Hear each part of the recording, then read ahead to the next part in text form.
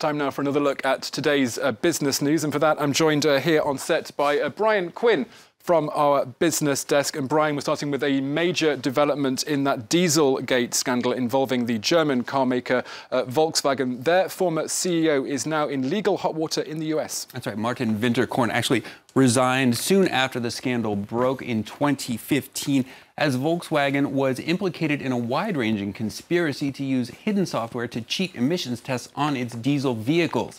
U.S. prosecutors in Detroit have now unsealed an indictment charging Winterkorn in that conspiracy. Attorney General Jeff Sessions saying that VW executives, if found guilty, will pay a heavy price. Shirley Sipon reports.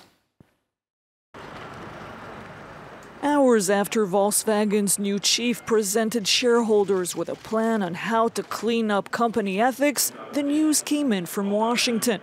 Former Volkswagen boss Martin Winterkorn has been charged with conspiracy and fraud for covering up emissions cheating organized by the car maker until the scandal was uncovered in 2015.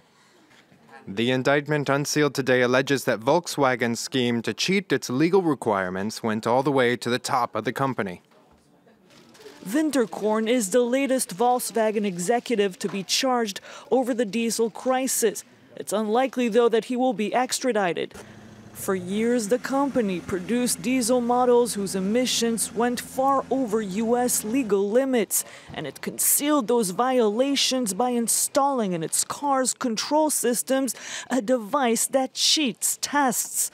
The indictment says Winterkorn was informed of the cover-up in 2014 and ordered to continue the practice and keep selling models that violate regulations.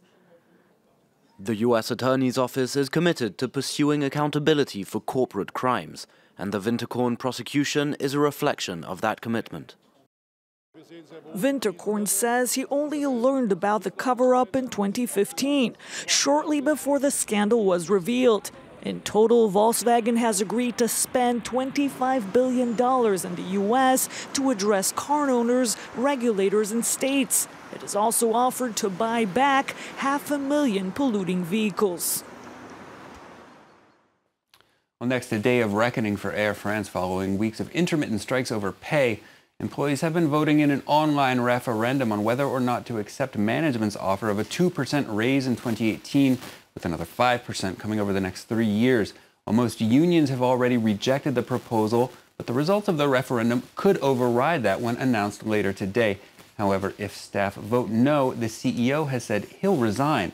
France 24's Delano de Souza will be on hand for the results starting at 6 p.m. today. Earlier this week, he spoke to a member of the SNPL Pilots Union about why they're standing firm. Well, we had been achieved to demonstrate that the referendum that was called by the management, the Air France management, is only distraction from the real goal. The deal that's on the table doesn't really answer what our demands were. We're asking for a catch-up for the inflation from 2012 up to 2018, and the answer is pay raises for the next few years, so ignoring the past. So we say, okay, we can talk about the future, but first we should talk about the past. Well, Friday marks day 2 of negotiations between a U.S. trade delegation and their Chinese counterparts in Beijing. U.S. Treasury Secretary Steve Mnuchin on hand telling reporters they're having, quote, very good conversations, but no other details yet forthcoming. The Trump administration has a list of demands, including a $100 billion reduction in the U.S.'s $375 billion annual trade deficit with China. Expectations not especially high for big results. Some progress could be made, though. Here's Asia business journalist Timothy McDonald on that. The China-trade relationship is, of course, one of the issues that Donald Trump has really staked his presidency on. Improving the U.S. position here is extremely important for him. So we can expect the U.S. negotiators to push hard, particularly on the issue of intellectual property. Now, many U.S. companies complain that they're forced to transfer technology to Chinese partners when they, in exchange for access to the Chinese markets. And the Chinese, of course, will be seeking a bit of relief from proposed tariffs as well. We don't really expect to see an awful lot come out of this particular meeting. This will be quite a long process. I think it'll be quite drawn out.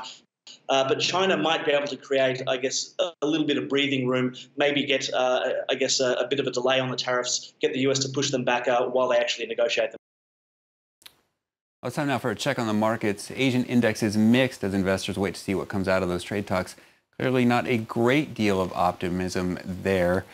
If we see here, there we go. Nikkei is closed today for a public holiday. Financial shares wearing on Hong Kong's Hang Seng. It's down around 0.9%. Samsung shares are down over 1.5% in Seoul. The Kospi showing that it's off by around 1%. Shanghai Composite also losing some ground. It's down around 1/3%. European index is opening in positive territory as investors look ahead to some key economic data coming out of Europe and the U.S. today. We see here London's FTSE 100 opening up 0.4% here in Paris. The CAC 40 up around 0.1%. Frankfurt DAX up at 0.3%. And that's it for me for business for the moment. I'll be back at 1. Back to you, Tom. Brian.